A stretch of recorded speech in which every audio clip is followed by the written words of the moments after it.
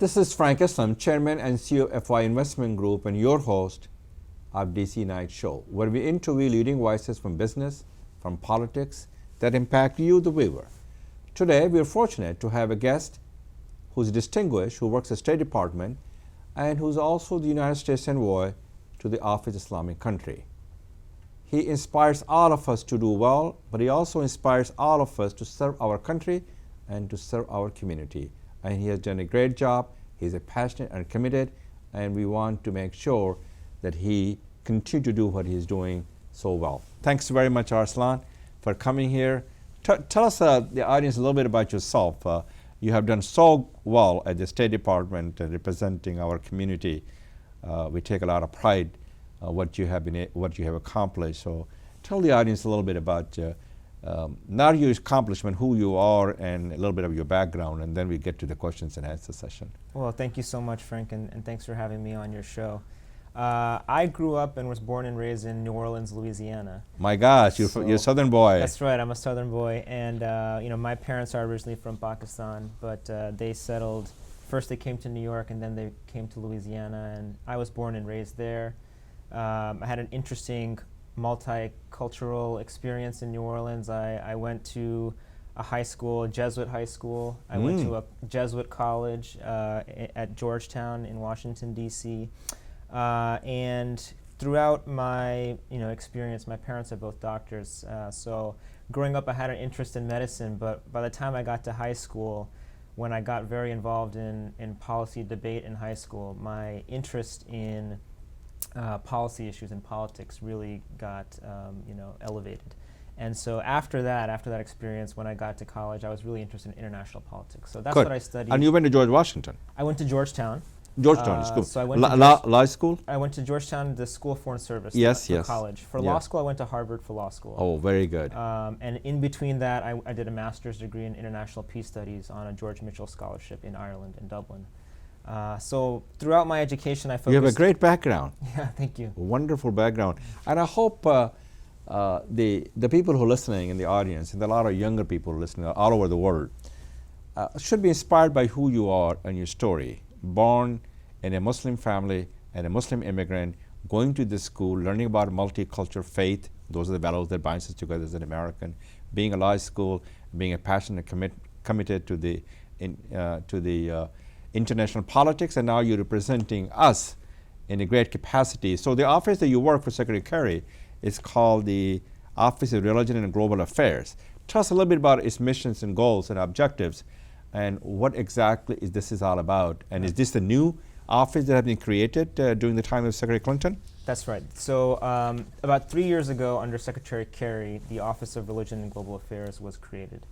And the main impetus behind the office was to ensure that the department and the secretary himself are receiving the best information, analysis, and advice on issues that involve religion in global affairs. So part of what the office is focused on doing is advising the Secretary of State on issues where religion is playing a factor in global politics, or on issues where religion or religious communities and leaders can and should be playing a greater role. Which is a very rare for American politics to have such a crucial role playing in politics, and also making sure that our foreign policy is designed to reflect that views. In fact, I mean, you're touching on part of the issue that led to the office's creation, which is, you're alluding to the fact that in America we have a separation of church and state. It sure is. And so religion is always, essentially kept apart from the politics. And one way that has actually hampered the work of our foreign diplomats is that sometimes, because of that legal restriction we have, they don't necessarily understand the extent to which they can or should be meeting with, engaging with, listening to, hearing from religious leaders in countries around the world. And this becomes a challenge because, as you know, even in America, religion plays such an important role in people's day-to-day lives. And when you talk about civil society, meaning the non-governmental organizations that make up an important part of countries, religious communities, churches, mosques, synagogues, these organizations and leaders play such an important role, from everything from charity to from all walks of life, all American. walks of life, absolutely, on issues of health, Yes. on issues of just community relations and economic development.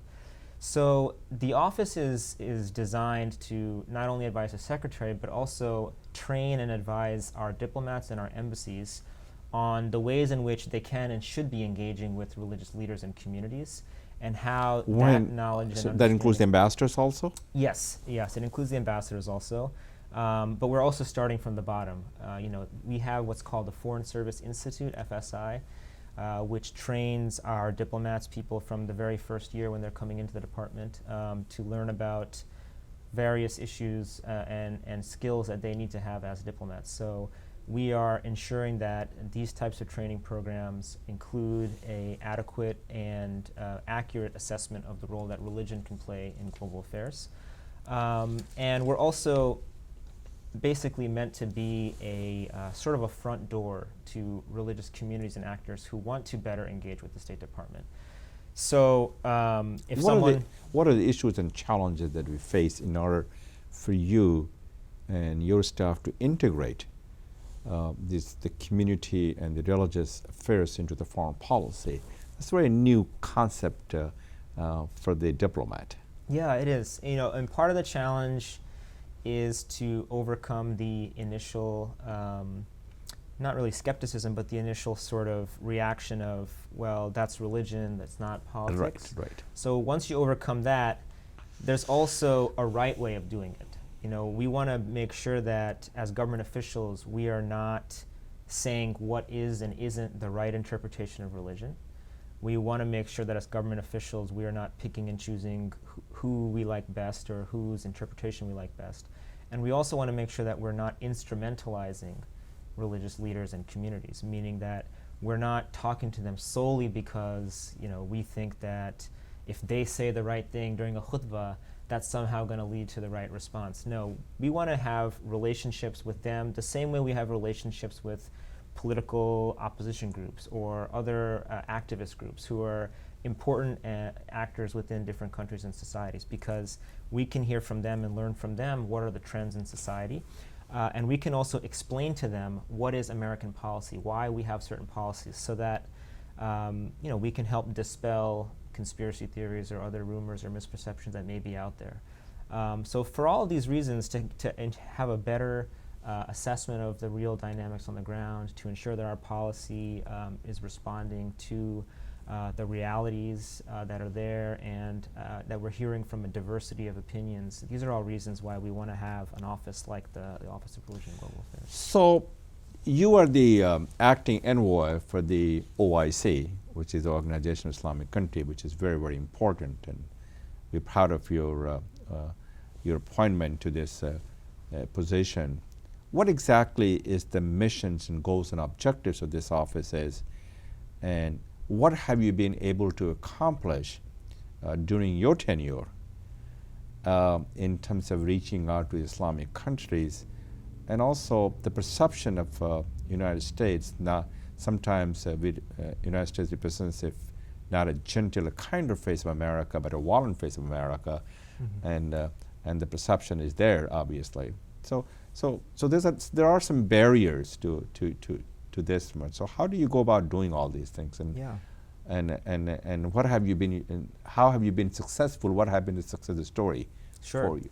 So as you know, as you mentioned, the OIC is the Organization of Islamic Cooperation. It's a international organization made up of 57 member countries. And all the members of the country are Muslims. Most of them are Muslim majority. There are so India is not part of the OIC? India is not part of the OIC. But Pakistan is. Pakistan is. But remember, yes. India is the second largest Muslim country in the world. Yes. Even yes. It's a more population than Pakistan has. It has. That's the latest statistics I think is accurate. So not every member is Muslim majority. There actually are some countries like Guyana and Suriname, for example. So there are majority Muslim countries. Yeah, and so there pretty much all Muslim majority countries are OIC members. There are some that are not Muslim majority, but as you said, there are countries with significant Muslim populations that aren't necessarily members. And if you look at America, actually, we have anywhere from 3 to 6 million Muslims, Yes. our Muslim population is actually greater than some of the OIC member countries in terms of Muslim population.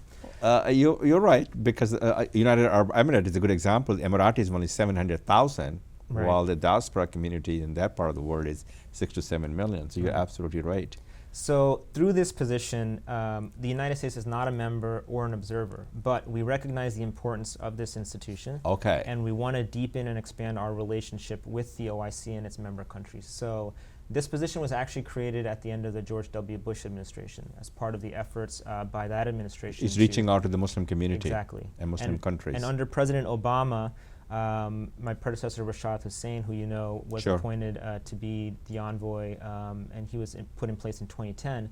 But this administration has focused on deepening and expanding our relationship with the OIC, and in particular our partnerships in areas of mutual interest and mutual concern. And so that's been the focus of the work. And we've been able to expand what used to be sort of an outreach effort, which was just to engage and to talk about Islam in America and how we're not at war with Islam, to a very substantive You say we're not at war with Islam. Very well said. Yes. To a very partnership-focused and substantive engagement-focused relationship. Does that partnership goes beyond the word you just said, that we're not at war with Islam? There are, in some cases, the violence has been breeding in some parts of the world because of the poverty, the desperation, and also the despair. Mm-hmm. And those are the things that fuels the frustration, the expression for the people to do things they shouldn't be doing. So I know the global entrepreneurship has played a very important role. So tell us a little bit about that. Yeah, absolutely. So like you mentioned, and like I was mentioning about the Religion and Global Affairs Office, too often when people think of religion and global affairs, they just think of it, oh, it's about terrorism. Yeah. You want to engage with religious leaders because you want them to condemn terrorism. Well, that's not the case at all. We recognize the role that the OIC, that religious leaders, that others play in a whole host of areas.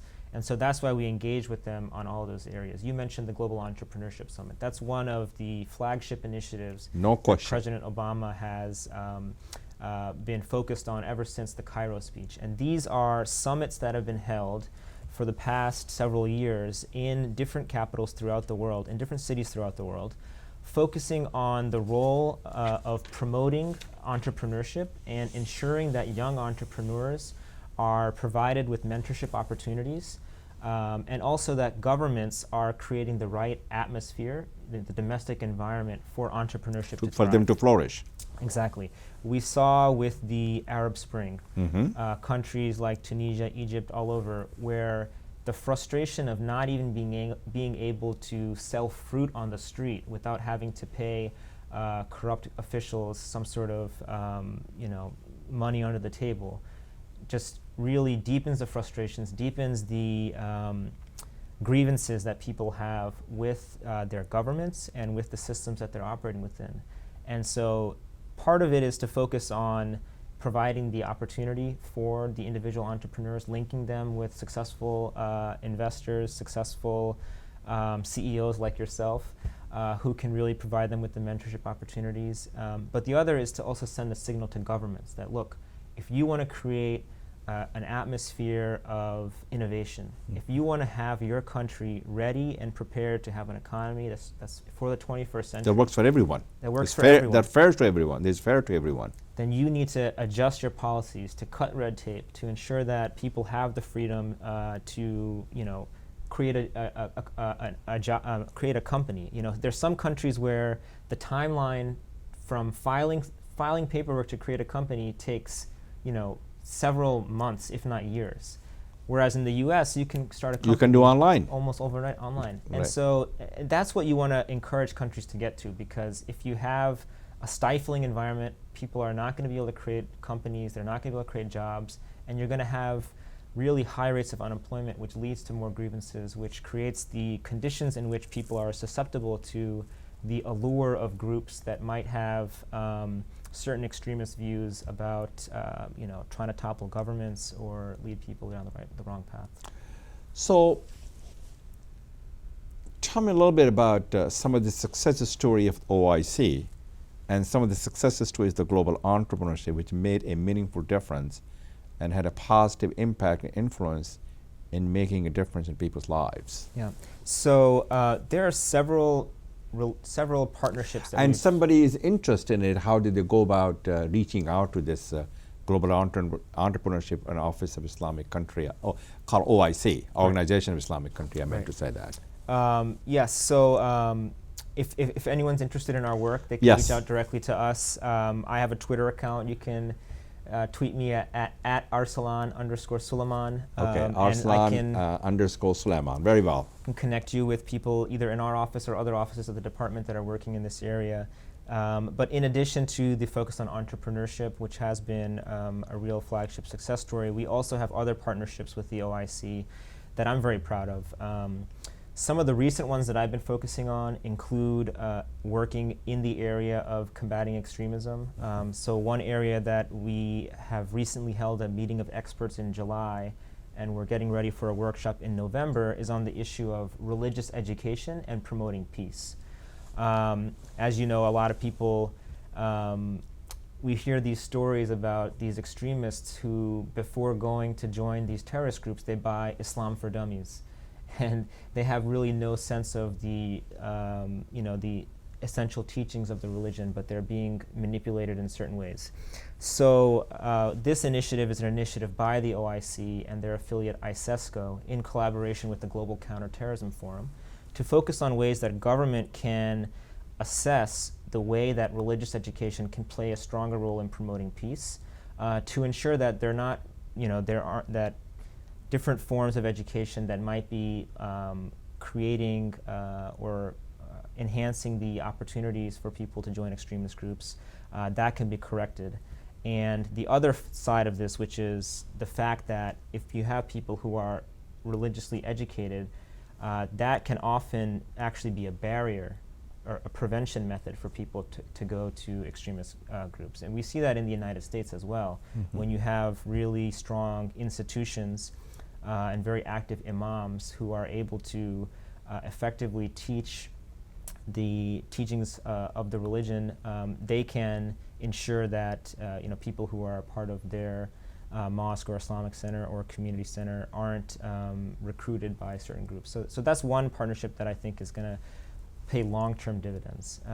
Another is in the field of human rights. We've been working with the OIC for the past several years on— Is the human right and civil right, both? Yes. So in the U.S. we call it civil rights. Internationally, the things that we talk about as civil rights are essentially called human rights. And we've worked with the OIC on different ways of promoting human rights, including promoting religious pluralism and tolerance. But one of the partnerships that we're focusing recently on is on the issue of combating the practice of female genital mutilation and cutting, FGMC. And especially in Africa. That's especially an issue in Africa, but in fact it also pervades parts of South Asia. There's certain communities like the Dawoodi Bohra community which has this practice. And also there was a recent report by Islamic Relief which documents, and the World Bank, which documents the practice in Indonesia even, where this is a practice that is pervasive there. I think the number is about 300 million women and girls around the world have been affected by this practice. This is a practice that the United States absolutely condemns, and they should. It's something that we consider to be a violation of the rights of these girls who are forced to undergo this practice. And the OIC's position is the same.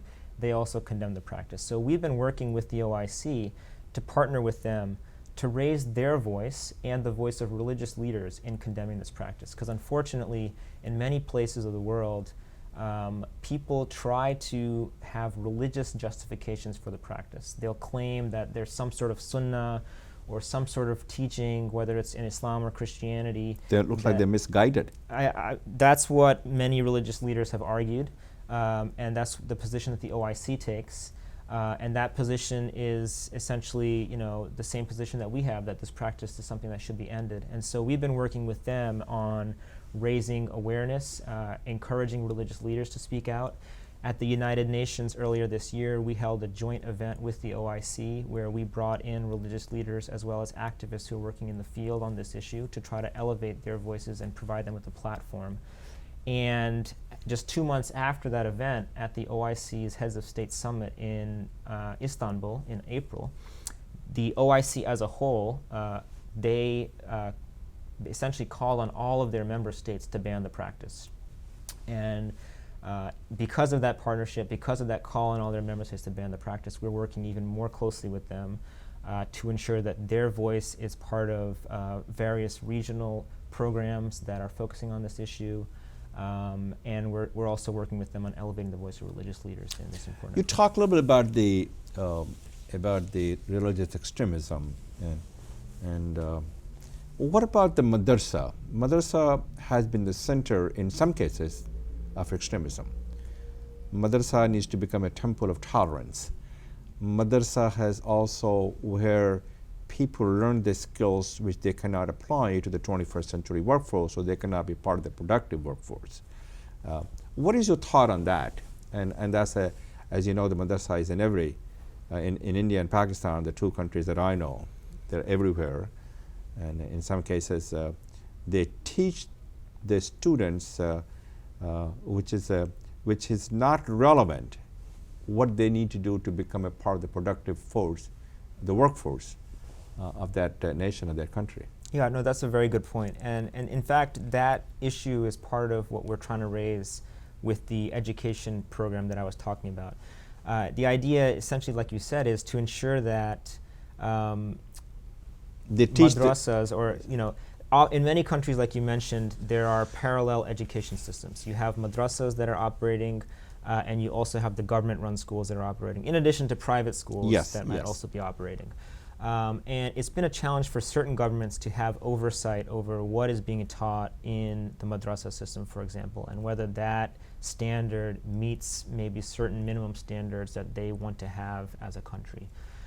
So that's an important issue for any government to consider. And I think there are certain ways in which there are some good practices that other countries have adopted, countries like Morocco, Indonesia. And what exactly have they adopted that could potentially be propagated in the South Asia, which is, there's a lot of madrasa in South Asia, they produce the children, they cannot be part of the workforce and go get a job. Yeah. So I don't want to broadly generalize too much, because I do think that there are some madrasas, even in India and Pakistan, that have updated their curriculum. Absolutely right, they have. They science and technology and English. Well, not just the science and technology, even the art, even the tools and the trade, whatever it takes for them to get a job and to become part of the workforce. And I think that's really the message, is that that's the message. You want to ensure that your students are best prepared not only to have the religious education, which those schools highly value and want to focus on, but also have the skills to be employed in the economy, to have a bright future, to be able to translate their, let's say they're in an elementary or high school madrasa. You want to be able to ensure that whatever diploma you get from that can be recognized by the university system. So you can go to university after that. Very well. So these are all regulations that obviously the countries themselves control, but the schools themselves have to ensure that they're meeting the standards so that those diplomas can be recognized not only for the universities within that country, but also if the students want to travel abroad and want to study abroad. They should be able to do so. They should be able to do so. And so any educator who's concerned about their students' well-being, their education, and their ability to advance, they should be concerned about the standards that they have. And I think that's something which is really a win-win for the governments and for the I totally agree with that, and I'm sure the audience will also agree with that. Have you been successful in promoting this message? I think so. I mean, so as I mentioned, we have this collaborative initiative with the OIC and ISESCO, and in fact, ISESCO, which is the OIC's affiliated body, it's the Islamic Scientific Education and Cultural Organization. They have been trying to improve their own work on education with their member countries, with the OIC member countries. And so they've developed networks of universities throughout the OIC member countries, and they've also held meetings of education ministers in order to start having these conversations about improving the curriculum, improving the standards, and ensuring that students aren't being miseducated in certain ways. So I think we have, willing partners, we have able partners, and now the idea is to ensure that the proper resources are being applied.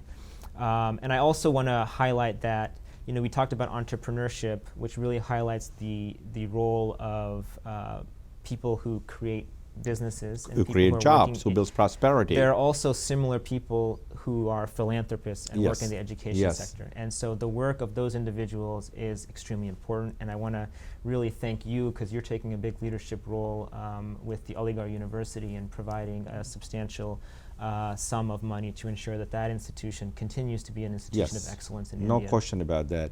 So this is the I mean, what you're doing is admirable, and we appreciate what you're doing, and what the organization is doing, and what Secretary Kerry and the Global Affairs is doing in terms of the office.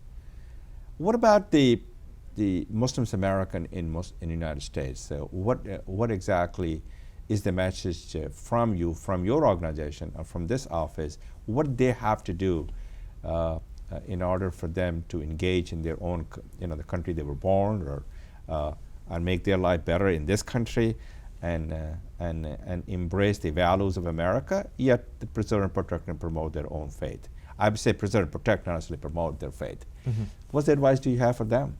Well, my advice is to be engaged. Engaged in what way they have to be engaged? I think engaged in every way, right? I Okay. mean, I think if whatever profession you go into, whatever walk of life, whatever your passions are, it's always important to try to do your best and to try to reflect, put your best foot forward, right? To put the best face on anything. And I think that's the same thing is true for any area that you want to work in or you're passionate about. A lot of people in the Muslim American community, maybe about 1/3 of our community here in America is actually African American. So they have very deep roots within this country, and which is rooted in this country's history. So Muslim Americans, across the board, they don't have to do anything to prove their Americanness. They are an integral part of the country. They are. And Just they contribute. Just as the President said, you are Exactly. Muslim and American. And they contribute in so many different ways that we can't even kind of recount. And they are engaging at multiple levels. But I do think that in this particular environment where there is such scrutiny being placed on the community because of certain politicians, it is important for the community to be talking about the important work that they're doing, to be engaging, to be meeting with their neighbors, to ensure that people have the right face of Islam. When people think about Muslims, they think about their neighbors, they think about people who are doing such amazing work. They think about the fact that 10% of all doctors in this country are Muslim Americans, right? So if you go to a hospital, chances are that is a true you're statement. going to meet a Muslim American. So these are all important factors. And the other factor is just, if they have an interest in influencing government policy, then they should be meeting with their elected officials. They should be reaching out to people in government like myself if they want to voice their opinion on things. Because the more that we hear from Americans about their concerns, that helps to inform the policy. And the more that elected leaders in particular hear from their constituents, the more likely they are to accurately reflect the views of those constituents or the concerns and try to address them in certain ways. My other question is extremism, especially what happened in California not too long ago. And what environment do we need to create, and does the office needs to create for them to understand they have a stake in this country? If they work hard, aim high, they can pursue their dream. They're the harmonious fabric of this nations. They're well integrated into the America's economy, political systems, and so on and so forth. What advice do you have for the younger people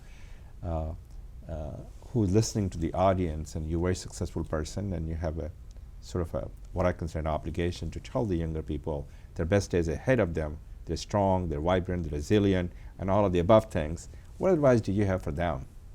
And what they need to do to make sure they are well integrated, they're part of America's harmonious fabric of this nation? Yeah.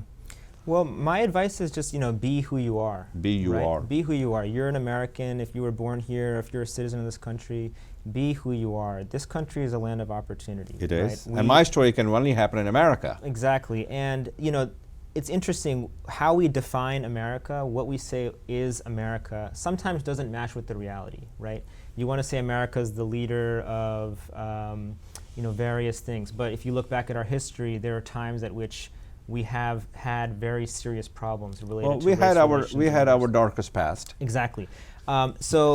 So an ugly past. we do, yes, and those are issues that still, I think, challenge us to this day. Yes. And so it's important for us to recognize that those challenges are there and they're still present, but to also remember that we make what America is. If we want to see America a dark place, a place where minorities are unwelcome, where we're caught up in some sort of Darwinian rat race where one Darwinian group rat race, has to right. win over another, Right. then for many people that might be what they feel. But I think the reality is, and this is something that the president has said over and over again, is that that is not what America is. America has always been a country of opportunity. We've been a country that has welcomed immigrants. We've been a country that has ensured that people have a even playing field to the greatest extent we can as possible for people to create their own businesses, to integrate their families, to build a better future for themselves and for their children. And I think that is the reality of the America that we live in, even though some people might try to paint a different picture. And I think it's important for us all to ensure that we're talking about that America and we're helping to make that America a reality. America, as you all know, has been a shining city upon a hill. Even Ronald Reagan, who was a Republican, said that. Mm-hmm. Even in 1632, on a ship Arabella, John Winthrop said that America is a city on a hill. You must always consider all the eyes are upon us. America has always been a beacon of hope, aspirations, and dream. This country, where the impossible has been made possible. It's a great country, and I want to tell the younger audience and everyone who's listening, we need to work together. We have a shared goals and shared responsibility and shared sacrifices, and promote the message of the peace and justice.